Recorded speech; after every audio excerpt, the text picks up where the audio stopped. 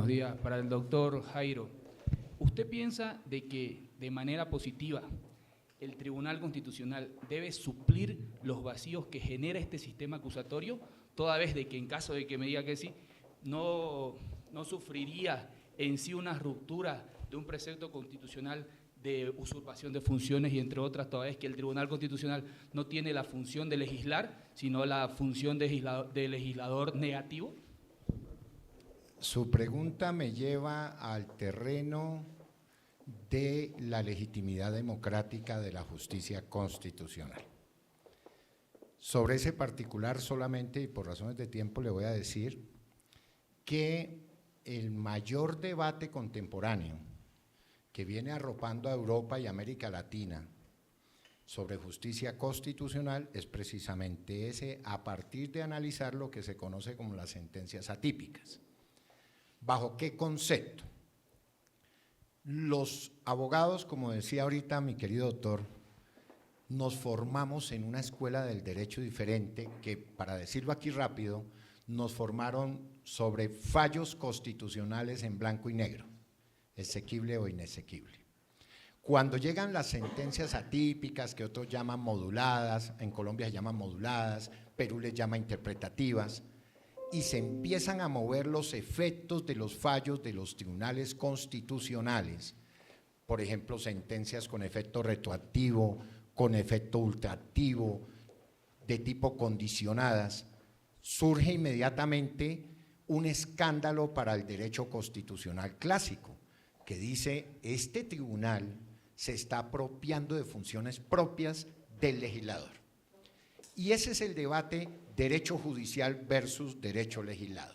Sin embargo, son muchísimos ya los documentos doctrinarios donde se demuestra la legitimidad democrática de esos fallos, casi que queriendo decir lo siguiente: si un tribunal constitucional tiene que tomar una decisión entre retirar del tráfico jurídico una norma o sostenerla, por ejemplo, a propósito del eje que mueve este Congreso, porque la norma hablaba del hombre tendrá derecho, y entonces alguien dijera, se dejó por fuera la mujer, y el tribunal tuviera que decir, declaro inexequible porque no respetó la igualdad, o tuviese que decir, la dejo en el tráfico en el entendido de que donde dice hombre debe ser hombre y mujer, ¿cuál de los dos resultaría menos pernicioso?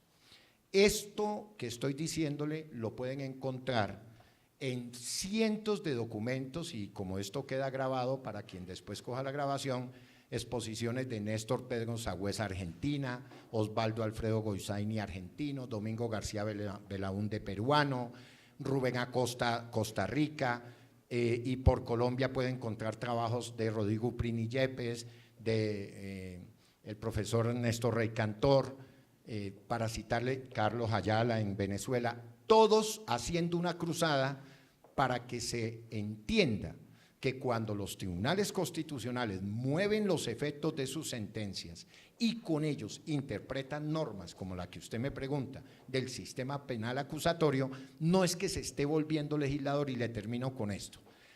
También hicieron carrera los fallos constitucionales exhortativos. ¿Y a quién exhortaba el Tribunal Constitucional? Al legislador. Oiga, señor, reglaménteme el tema de las uniones homosexuales. Entonces decía el legislador, ¿y usted por qué me da órdenes a mí? Dice, pero usted no me está diciendo que no le pise sus competencias. Mire, si usted no lo reglamenta, yo por vía de decisión judicial lo tengo que hacer. Este debate se ve mucho más fácil cuando usted lo enfrenta de cara a los derechos económicos, sociales y culturales, en los que se dejan los vacíos, los gobiernos no cumplen y se dice por qué se mete el Tribunal Constitucional a ordenar, por ejemplo, en temas de salud, de vivienda, de educación. Pero desde luego que es un tema contemporáneo en el que cayó alguien que nadie de los que estábamos aquí hubiésemos imaginado cuando le leímos la teoría pura del derecho, Hans Kelsen, quien decía, a mí hábleme de legalidad. Y la sanción que le tocó en su propia vida fue presidir el primer tribunal constitucional austriaco, y allí dijo, de verdad que la cosa es por otro lado social. Gracias. Sí, yo quiero una pregunta muy concreta, y es en relación casi que al director de CESJUL. Cuando uno viene a estos congresos se encuentra, por ejemplo, en el tema de materia del derecho penal, esa grave violación a los derechos humanos, como es la falta del jurado de conciencia y como en el caso de Colombia, que la quieren asimilar a la Procuraduría General como Ministerio Público.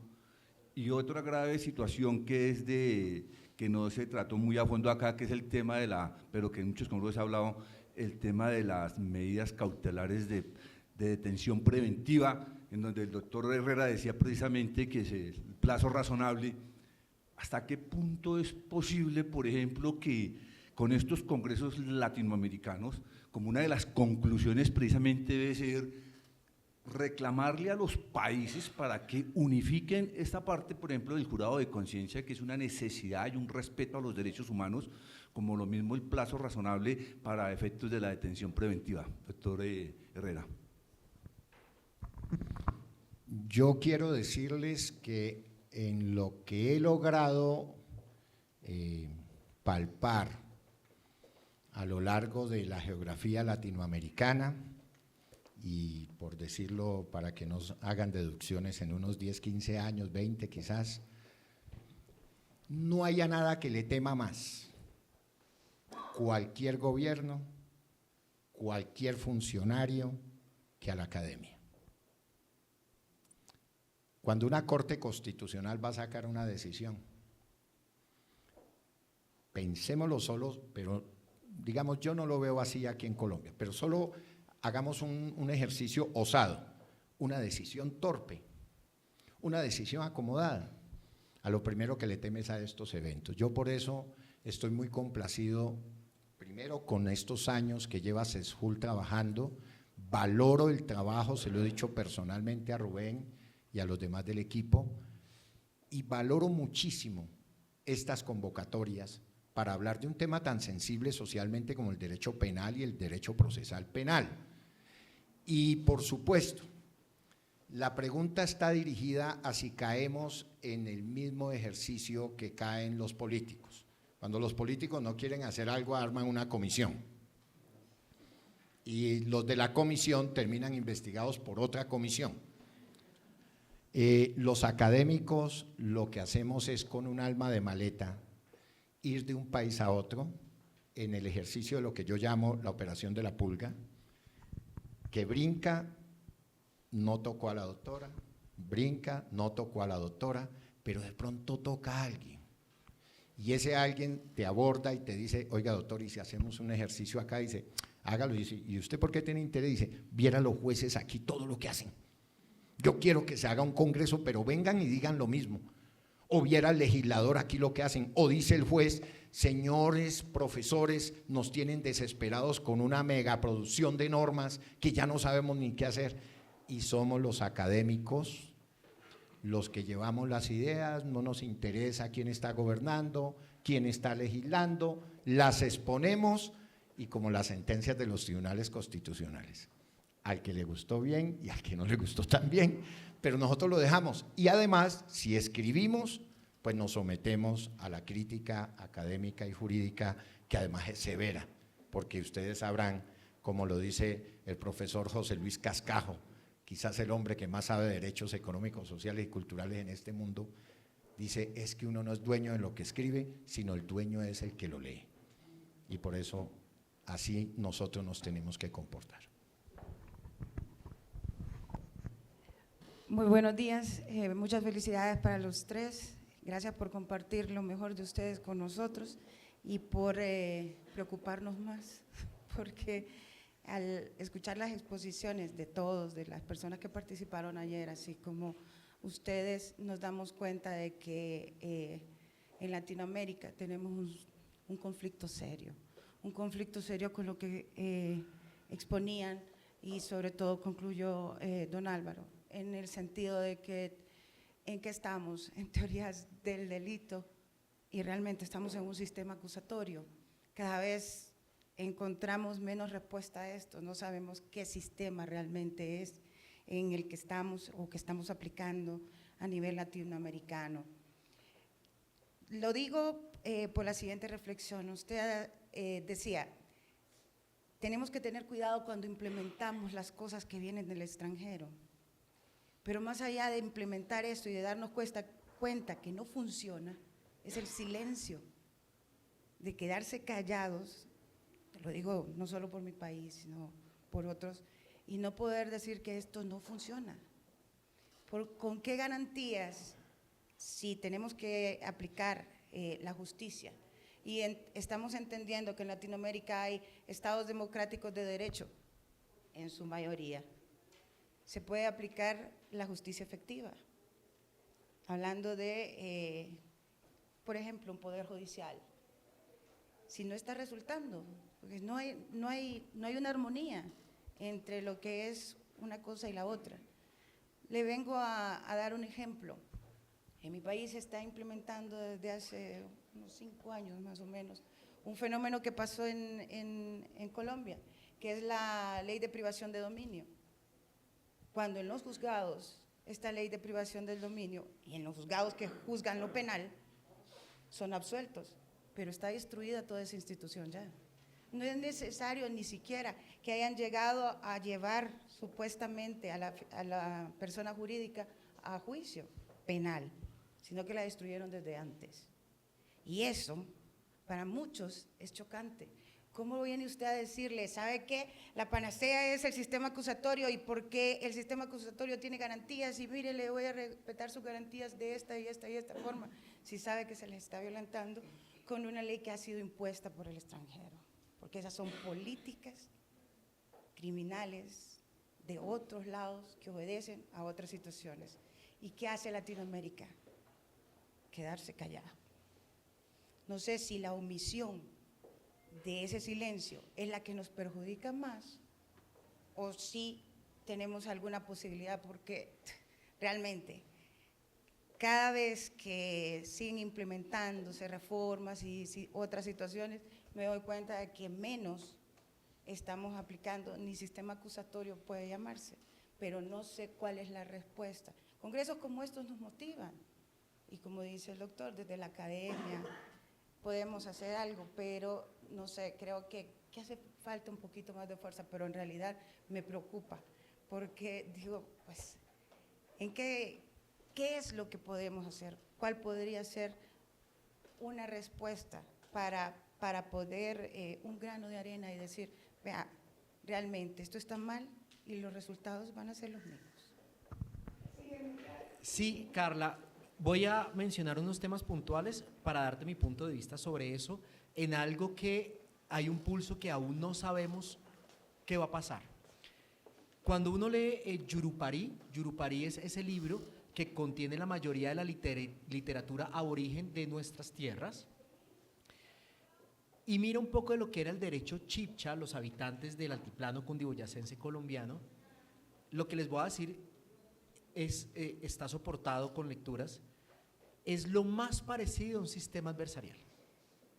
Pero por supuesto, como Eduardo Galeano, arrasaron con las venas abiertas de América Latina y no tenemos un sistema cierto. ¿Qué creo que debemos aprender a hacer? Yo creo que los jueces se deben pronunciar a través de sus providencias, de sus sentencias, los abogados litigantes a partir de sus memoriales, pero hoy hay una realidad totalmente distinta de los últimos 3 años hacia acá, y son los medios masivos de comunicación que le están quitando el espacio a los medios de comunicación. Son distintos. Estoy hablando de las redes sociales. Las redes sociales, si bien es cierto, no sabemos en qué van a terminar, sí es cierto que están siendo una voz de muchos que antes no tenían la voz. Y se dan cosas muy irresponsables de páginas que acaban con la honra y el buen nombre de muchas personas. Pero se ha creado un espacio donde se puede opinar y donde se está escuchando. Y hoy ya se habla de los influencers, que son aquellas personas que a partir de estos medios masivos dan a conocer su punto de vista. Lo que pasa es que siempre gana la mofa, la aventura, lo que llame la atención fácilmente, como decía Jorge Luis Borges, los placeres lánguidos. Yo creo que una herramienta muy importante que nosotros tenemos son todas estas nuevas tendencias que se están dando en el derecho, como por ejemplo CESJUL con sus seminarios, y las páginas sociales, las redes sociales y la posibilidad de hablar y ser escuchado. Pero hay que hacerlo con seriedad, porque es que si uno sale y opina y dice una cantidad de cosas irresponsablemente, tachó una opción de, pero si uno tiene fundamentos, tiene estadísticas y opina, creo que se puede empezar a hacer cosas interesantes. Les voy a dar un ejemplo. El presidente de Colombia, Iván Duque, acaba de llegar de visitar al Papa, a decirle que está trabajando con toda la vehemencia para atacar la corrupción en Colombia. Y acá la bancada de gobierno acaba de hundirla. Eso hubiera pasado inadvertido, pero hoy ya es un hashtag tender, una marcada tendencia de qué fue lo que se fue a hacer a Roma.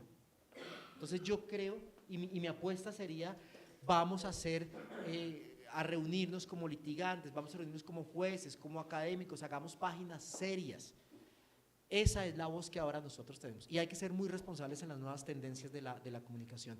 Y la prueba es que año 2018 años hacia atrás no teníamos esa voz, ahora la empezamos a tener. Yo creo que ese es el camino, Carla. Buenos días para todos, mi nombre es Nancy Pérez, yo pertenezco al Círculo de Abogados Litigantes de Colombia. En primer lugar, felicitar a esta excelente mesa que abrió el día de hoy y mi tema va dirigido a la exposición que realizó el doctor Jairo Enrique Herrera. Es un tema muy crítico, digámoslo así, para Colombia porque es necesidades y ajustes del sistema penal en Colombia, nada más que los ajustes del sistema penal en Colombia. Pero cuando él nos explicaba que esto es tema de sistemas, en Colombia tenemos una problemática grandísima y es que aquí ni siquiera sabemos cuál es nuestro sistema que estamos aplicando. Empezando porque no sabemos realmente quiénes hacen parte de ese sistema. Tenemos una Fiscalía General de la Nación, que es un ente que pareciera fuera completamente independiente a la justicia, porque pese a las leyes que él tiene unas directrices y las aplica cuando quiere y como lo quiere. Tenemos una Defensoría del Pueblo, que tiene un pilar fundamental en la defensa de los derechos en Colombia, con 4.000 defensores públicos, pero que de un día para otro el defensor del pueblo decide terminar contratos sin importarle lo más mínimo, que al día siguiente la justicia se quede paralizada por la falta de estos defensores en audiencias y que luego salgan a decir que los aplazamientos son gracias a la defensa y entonces vienen en una reforma, nos aplican a los defensores temas que de pronto los jueces pueden interpretar como esas facultades que tienen para de pronto aplicar medidas en contra de la defensa, como es la obligación de nombrar otro defensor, ¿cierto? El ejemplo que tenemos de los jueces cuando dicen es que el respeto se gana levantando o no la voz, arrestando o no a un abogado, haciéndole el rol o la tarea a la Fiscalía General de la Nación, donde tenemos un ministerio público que realmente en Colombia, digamos lo que para quienes somos litigantes, no otros litigantes, nos hemos dado cuenta que realmente no aporta mucho. Ese es el sistema penal que tenemos, doctor Jairo Herrera, en este momento. Y el tema puntual es, ¿cuáles ajustes en Colombia podríamos realizar si es que realmente aquí decimos tenemos reformas legislativas que se van aplicando, pero también tenemos jurisprudencia por parte de la Corte Suprema de Justicia que viene, digámoslo, como lo que nosotros decimos llenando vacíos en la normatividad, pero que en muchas oportunidades les permite a los jueces que esa jurisprudencia se aplique como quieren o como no quieren, libertad por vencimiento de términos, el juez de garantías que la aplica contabilizando los términos, quitando vacancias, hay otros que no, hay otros que los contabilizan de manera ininterrumpida. Entonces, esta analogía, esta interpretación permite que los jueces de la República también apliquen las leyes de acuerdo al acomodo. Eso se rige de acuerdo a un sistema, tienen que tener parámetros. Cuando escuchábamos ayer a la magistrada de la JEP, con el debido respeto, claro, que es un país que se está formando porque tenemos un proceso de paz, pero cuando uno escucha eso de manera preocupante uno dice, pero ¿cómo se forma? ¿Bajo qué estándares? Es decir, ¿tenemos que respetar o no los estándares? Entonces, ¿cuál es el problema del sistema? ¿Quiénes forman el sistema en Colombia? ¿Y qué es lo que debemos hacer? Porque con toda esta academia, donde realmente aquí desafortunadamente no vemos quiénes tienen en la mano la aplicación del derecho, como son jueces de la República, fiscales, en estos momentos, uno podría decir entonces, ¿será que tenemos la esperanza de que toda esta infraestructura se forme realmente en un sistema, el sistema penal adversarial, realmente se podría aplicar tal como estamos o se ha venido desdibujando, y si realmente ese sistema puede llevar a lo que es una justicia en tema de derechos humanos en Colombia y derecho procesal penal, como es por lo menos la libertad de una persona que es tan importante. Señor doctor Jairo Herrera, esa es la pregunta, ¿cuál es ese ajuste? ¿Terminar con ese sistema? El tema es tan complicado que mira lo que dice la colega de Honduras. Imagínate que un país viene a copiar de otro, y aquí dice en Colombia creo que tenemos unos años más de experiencia en este sistema penal, pero que se ha venido desdibujando. De ahora, si comparamos lo que es sistema penal con respecto a técnica o con respecto a aplicación de justicia o con respecto a qué se refiere ese sistema penal colombiano. Gracias. Esa pregunta da para otro congreso. Pero voy a contestarla no sacando el cuerpo, sino queriendo dejar otra preocupación más. Esto me evoca esas palabras, doctor Rubén, que dijera José Revuelta, el escritor mexicano, y que aparece tallada en el Palacio Negro de Lecumberri, en Ciudad de México, cuando él estuvo preso allí, y escribió algo que dice: en este lugar maldito, donde reina la tristeza, no se castiga el delito, se castiga la pobreza. Y es que yo recuerdo que cuando se vino a trasplantar, me voy a pegar aquí ese término, me encantó esa presentación del profesor. Públicamente le doy mi abrazo a los dos profesores que me han acompañado en esta mesa. Ustedes recordarán que aquí nos vendían videos de O.J. Simpson. La defensa del atleta en los Estados Unidos no costó sino $10 millones, y el hacinamiento carcelario que tiene Colombia, el 80% es de estrato 0. Esos son los ajustes que no se pueden hacer, pero voy a querer, sin poder tener la respuesta en 3 minutos, que es lo que me da el doctor Rubén, voy a querer colgarme de la pregunta de la colega de Honduras. Cuánta alegría me da ver todas esas banderas y todos los que están aquí. Suelo verlos, pero en el exterior, y qué alegría me da que estén en mi país. Bienvenidos a mi país. Y también voy a hacer un reconocimiento a una señora juez que ayer intervino y que hoy nuevamente está aquí. Eso habla muy bien, no de la judicatura, sino de ella. Porque aquí debería estar la judicatura sentada. Y entonces permítame solamente hacer una referencia, del profesor Ricardo, que también es otro juez que nos acompaña. Y entonces permítanme hacer una referencia muy corta, 2 minutos. La Corte Interamericana de Derechos Humanos, cada vez que ha condenado a los estados por los delitos, por las violaciones que se hayan producido, desaparición, detención ilegal, masacres, todo lo que ustedes quieran, revisen con cuidado los fallos. Su último capítulo siempre, creo que hay 3 excepciones, las voy a tratar de trabajar en una publicación que voy a hacer por los 50 años de la convención, pero siempre tiene un común denominador: condena al Estado por la violación de las reglas 8 y 25.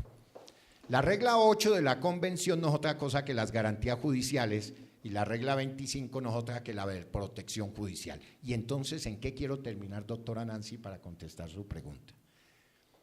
¿Qué es lo que saben esos 7 jueces de la Corte Interamericana que no sabe el magistrado de Colombia? ¿Qué es lo que sabe el doctor Eduardo Ferrer MacGregor que no sabe el doctor Elier? ¿Qué es lo que pasa para que la jurisdicción no ataje los casos y se tengan que ir a una justicia internacional? Pero aquí viene lo peor. Esta sí es la mofa con que terminamos la mesa entonces. Lo peor es que cuando llega a sede interamericana, y ni siquiera de comisión en Washington, sino en San José, el Estado va y dice: el Estado reconoce la violación. ¿Qué tal que la víctima no hubiera tenido esa instancia? Cuando la condena es por regla 8 y 25, es mi manera de ver, solicito me indulten, se indultaron a Fujimori, solicito me indulten, pero no otra cosa está haciendo la Corte Interamericana que señalar que el juez es una fuente de violación de los derechos humanos.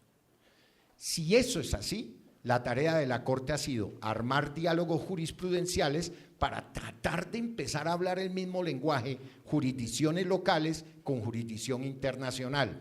La jurisdicción tiene que trabajar la legalidad que le entregan.